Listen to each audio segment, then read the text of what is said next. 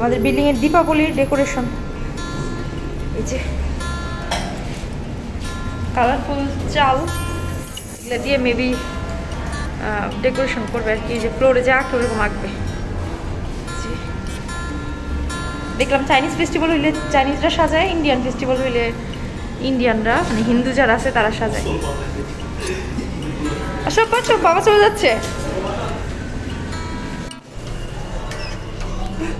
এই যে বাজার সাথে করে নিয়ে আসলাম, কারণ আইল্যান্ড থেকে আসার পরে, বেড়ায় আসার পরে আমাদের ঘরে বাজার তো একদমই নেই, শাকসবজি একদমই নেই। আমার ছেলের কনস্টিপেশন হয়েছে, আমার কনস্টিপেশন হয়েছে।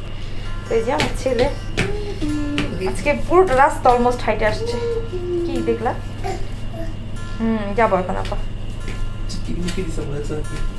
আর আইল্যান্ড থেকে আমরা একটা জুতা হারাই ফেলছি, বাবুর একটা জুতা হারাই আসছে আর স্পাইডারম্যানের জুতা। ও আচ্ছা, লিফটের ভিতরেও সাজাইছে। মাই গড, আমি তো ভিডিও করতে করতে দেখছি, খেয়াল করতেছিলাম না। সুন্দর করে পদ্ম ফুল ভালো ডেকোরেশন করছে। চলো আব্বা, বুঝছি বাবা। আসসালামু আলাইকুম, নতুন আরও একটা ব্লগে সবাইকে ওয়েলকাম জানাচ্ছি। আদা রসুন বাটা অনেক দিন আগেই শেষ হয়ে গিয়েছিল, কিন্তু আমি করব করে আর করি নাই। ভাবলাম বেড়ায় আসি, তারপরে একবার করবো না, প্রতিদিনকার রান্নায় তো এটা মাস্ট নিডেড একটা আইটেম। ছিলে রেখেছি, বাজার থেকে আদা রসুন নিয়ে আসছিলাম, পরে ভিজায় রাখছিলাম, ছিলে মোটামুটি এখন পেস্ট করে নিচ্ছি। পেস্ট করে আমি এগুলাকে ছোট ছোট ওয়ান টাইমের যে বক্স আছে, তারপরে আইস কিউব ট্রে আছে, এগুলাতে আমি ফ্রোজেন করে রাখি। পরে ফ্রোজেন হয়ে গেলে এগুলাকে আমি জিপলক ব্যাগে ভরে রেখে দিই। পরে আমার যতটুকু প্রয়োজন হয় অতটুকু করে অল্প অল্প করে ফ্রোজেনটা বের করে রাখি, নর্মাল করে পরে ব্যবহার করি, এরকম আর কি। বেশি করে করি, এটা আমার অনেক দিন অনায়াসে চলে যায়। মানে এবার তো অনেক বেশি করে করেছি, যাতে প্রায় 6 মাস আমার আর আদা রসুন বাটার চিন্তা করতে না হয়।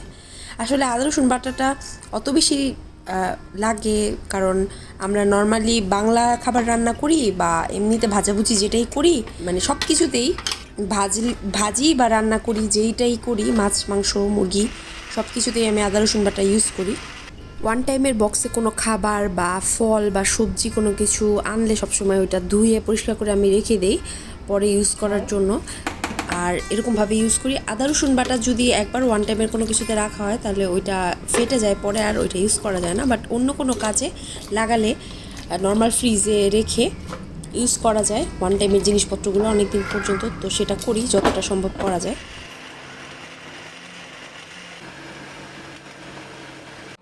সরিষাটা গুঁড়ো করে খাবে, পাতুরি করবো। আপু দিয়ে দাও, আরে কও, এনকারেজ করো। বাজার থেকে বড় একটা ইলিশ মাছ দেখে মানে ভাল লাগলো, পরে নিয়ে আসলাম। আর সরিষাও কিনে নিয়ে আসলাম, বেশি করে সরিষা একদম গুঁড়া করে ফ্রিজে রেখে দিব, যাতে অনেক দিন পর্যন্ত রেখে খাওয়া যায়, বারবার ব্লেন্ড করতে না হয়। আর ইলিশের পাতুরি করবো মেনলি, এই জন্যই সরিষাটা এনেছি। আমার অনেক দিন ধরেই মন চাইছিল ইলিশ খাওয়ার, বিশেষ করে ইলিশের পাতুরি খাওয়ার। তো এই সরিষাটা ব্লেন্ড করার পরে দেখলাম তিতা আছে কিনা, দেখলাম না, তিতা না। তো ভালোই হয়েছে, তিতা না। নর্মালি তো আমরা সাদা সরিষাটা ইউজ করি, কিন্তু এখানে সাদা সরিষাটা আমি পাই নাই, তো কালোটাই নিয়ে আসছি। কালোটা রান্নার পরে তিতা হয়ে যায়, এখন দেখা যাক আলটিমেটলি কি হয় না হয়। কি দিতেছে এটা? Cinematic entrance. আরে একবেলা চা গরম করে খাওয়া, সিনেম্যাটিক এন্ট্রান্স। আজকে একটা কেক বেক করব, তো এখন বানিয়ে রেখে দিব, রাতের বেলা বাবু ঘুমালে তখন ফ্রস্টিংটা করব। তো ভাবলাম আপনাদের সাথে প্রসেসটা একটু শেয়ার করি। অনেকে আমি কেক কীভাবে বানাই জানতে চান বা চেয়েছেন। তো প্রথমেই আমি যেটা করি, যেই মোল্ডে কেকটা বেক করব সেই মোল্ডটাকে আমি মোল্ডের মাপে করে এরকম করে বেকিং পেপার কেটে রেখে দিই। মানে কেকটার ব্যাটার গুলানোর আগে যা যা প্রসেস সেগুলো কিন্তু আগেই করে ফেলতে হবে। তো আমি এরকম করে মাপ দিয়ে তারপরে বেকিং পেপারটা কাটি। আমি এখন নর্মালি চকলেট কেক বানালে বেটি ক্রোকার ব্র্যান্ডের কেক মিক্স ইউজ করি। নর্মালি মিক্স ছাড়াও বানানো যায়, সেক্ষেত্রে সময় একটু বেশি লাগবে। আমি আমার টাইমটাকে সেভ করার জন্য এই মিক্সচারটা ইউজ করি। আর এই মিক্সচারের প্যাকেটে কিন্তু লেখাই থাকে কিভাবে ইউজ করতে হয়। তো আমি সেভাবেই কেকটাকে বেক করব। আব্বু তুমি কোথায় উঠেছো?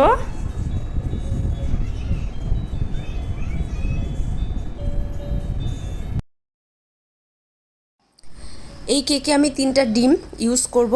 আর এই কেক ফ্রস্টিংয়ের পর কেকের টোটাল ওজন প্রায় 1.5 কেজির একটুখানি কম হয়, মানে 1 পাউন্ডেরও অনেক বেশি হয়, প্রায় 1 কেজি 200 গ্রাম থেকে 300 গ্রাম এরকমও হয়।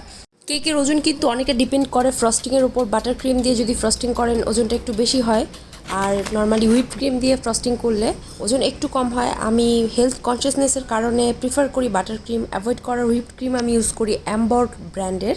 এই জায়গায় এই ব্র্যান্ডেরটাই ভালো। অ্যাঙ্করেরটা আমি ইউজ করেছি, ওটা এক্সপেন্সিভ বাট ওইটার রেজাল্ট অত ভালো না। স্টিফ পিক সহজে আসে না, আর আসলেও বেশিক্ষণ থাকে না এই জায়গায় যেহেতু গরম বেশি, তো আমি অ্যাম্বর্গেরটাই প্রিফার করি। তো এদিকে বেকিং পেপারের নিচে আমি কিন্তু একটু ব্যাটার লাগিয়ে বেকিং পেপারটা ভালো মতো সেট করে নিয়ে এবারে ব্যাটারটা পুরোপুরি এখানে ঢেলে দিলাম আর ট্যাপ ট্যাপ করে বাতাসটা বের করে নিচ্ছি। এটাকে বেক করব আমি এখন 170 ডিগ্রি সেলসিয়াসে।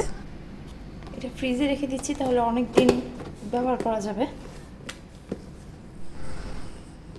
কেকটাকে আনমোল্ড করার পরে আমি খেয়াল করলাম মাঝখানটা অনেকটাই কাঁচা রয়ে গেছে। প্রথমে আমি বড় একটা স্টিক দিয়ে চেক করেছি, তখন মনে হয়েছে যে হয়ে গেছে, কিন্তু পরে দেখলাম উল্টানোর পরে মাঝখানের অংশটা নিচের দিকে এই যে কাঁচা রয়ে গেছে। তো আমি আবারও এটাকে মোল্ডের মধ্যে ঢুকিয়ে আবারও 10 মিনিটের মতো বেক করে ওভেনেই রেখে দিয়েছিলাম।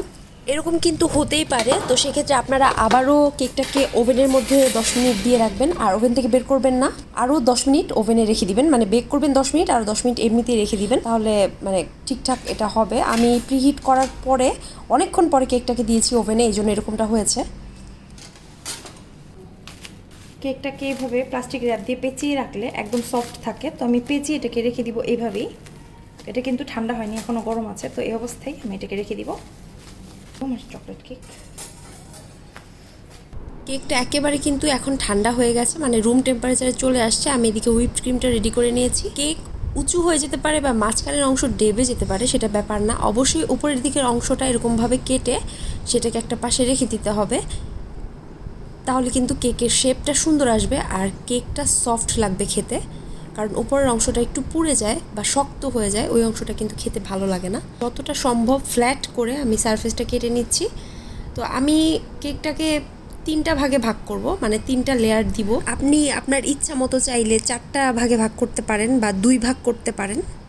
তবে এই ক্ষেত্রে অবশ্যই এরকম একটা লম্বা চিকন নাইফ ইউজ করতে হবে, তাহলে ইজিলি এটাকে আপনি কাটতে পারবেন, সুন্দর একটা শেপ দিতে পারবেন, মানে ফ্ল্যাট হবে সারফেসটা।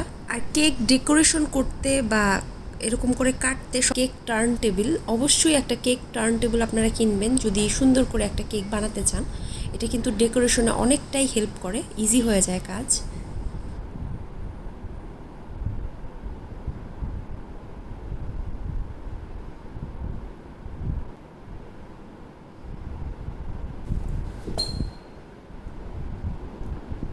এটা হচ্ছে চিনির পানি, 1 চামচ চিনি বেশি করে পানি দিয়ে একটু গুলিয়ে নিয়েছি। এটা কেকটাকে সফট ময়েস্ট রাখবে। এই যে মাঝখানে একটা ফাঁকা অংশ দেখা যাচ্ছে, এই জায়গাটাতে আমি কেক দিয়ে দিব।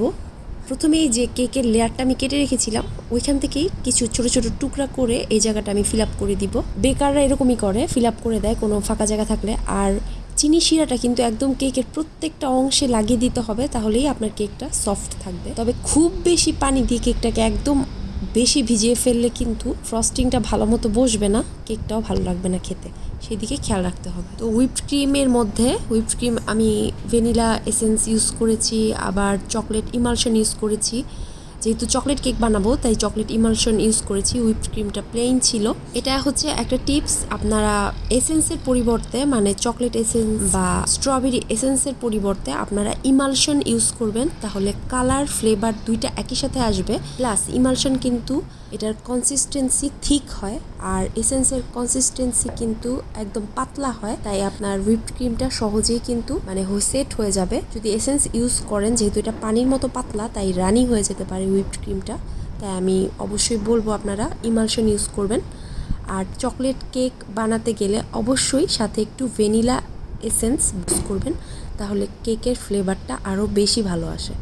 আর ইমালশন কিন্তু পরিমাণও অনেক কম লাগে, মানে একটা হুইপড ক্রিমের প্যাকেট যেটা 200 গ্রামের ছিল প্রায়, ওইটার মধ্যে আমি প্রায় 1/8 চা চামচের মতো ইমালশন ইউজ করেছি। আর এরকম একটা স্প্যাচুলা কিনে নেবেন, এটা কেকটাকে প্লেন করতে, ফ্ল্যাট করতে অনেক হেল্প করবে। আর আমি সেমি সুইট ডার্ক চকলেটকে সুন্দর করে কেটে কুচি কুচি করে কেটে নিয়েছি। তারপরে এটাকে চারিদিকে লাগিয়ে দিচ্ছি। তাহলে আমার ক্রিম দিয়ে ফ্রস্টিং আর করতে হবে না, মানে আমার ঝামেলাটা বেঁচে গেল। আর ক্রিমটাও কম ইউজ হলো, কম ক্রিমই আমি ইউজ করি। বেশি ক্রিম ইউজ করলে কেক খেতে ভালো লাগে না আমার নিজের কাছে, এটা আমার পার্সোনাল ওপিনিয়ন। আপনাদের কাছে ভালো লাগলে আপনারা শুধু ক্রিম দিয়ে কেকটাকে ডেকোরেশন করবেন। আর সবশেষে উপর আমি সামান্য পরিমাণ কোকো পাউডার ছিটিয়ে দিচ্ছি। ভালো ব্র্যান্ডের একটা কোকো পাউডার ইউজ করবেন, তাহলে এটা এমনিতেই খাওয়া যাবে। তো এই হচ্ছে আমার কেক। এবার সাইডটা পরিষ্কার করে ফেলবো।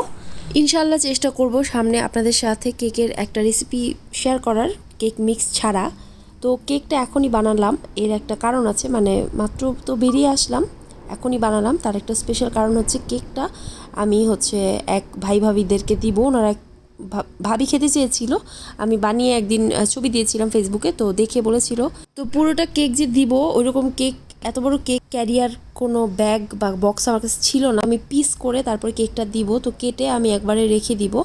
তো আরও একটা কারণ আছে, ভাবি একটু অসুস্থ আমি শুনেছি, কানে ব্যথা ওনার, তো ওই জন্য ওনাদেরকে কিছু খাবারও পাঠাবো রান্না করে। আগামীকালকে ইনশাল্লাহ বাজার করব, তারপরে রান্না করে খাবার পাঠাবো। এই জায়গায় এসে হেল্প করতে ভালোই লাগে। তো মাশাল্লাহ কেকটা ভালোই হয়েছে, আপনাদেরকে তো খাওয়াতে পারছি না, তো আমি খেয়ে নিচ্ছি আপনাদের তরফ থেকে। খুবই ভালো হয়েছে। এই যে বাবা, আজকে এখানেই বিদায় নিচ্ছি, সবাই ভালো থাকবেন। আর কেক সংক্রান্ত অন্য কিছু যদি জানতে চান তাহলে অবশ্যই কমেন্ট করবেন। ভিডিওটা কেমন লাগলো অবশ্যই কমেন্ট করে জানাবেন। আল্লাহ হাফেজ। মাদি দাঁড়াও, মাদি মা খাওয়াই দিয়া বা কি করলা, এই যে মজা।